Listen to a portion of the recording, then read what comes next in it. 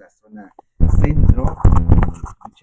Les mandamos muchos saludos ahí en la zona centro a través del 107.7 y del 105.5 en FM. Con gusto también el saludo para ustedes que nos escuchan en el 106.5, en el 101.3 en FM en la zona norte, toda la parte de la Huasteca.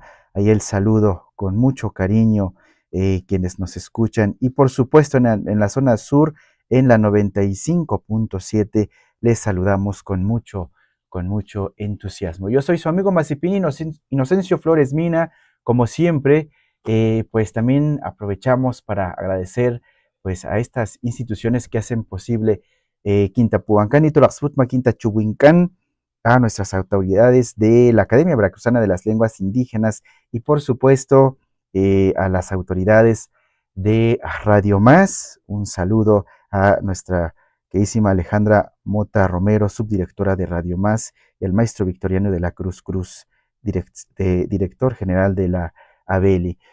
También con gusto, gracias Víctor Mortera, gracias a Cristi, quienes hacen posible para que llegue a ustedes la señal en sus casas, en sus centros de trabajo, en donde quiera que ustedes nos dejan acompañarles. Quintapuancán y Tolasmurma Quintachuhuincán, nuestros pensamientos, voces que resisten, pues les da gusto que una vez más nos estemos acompañando.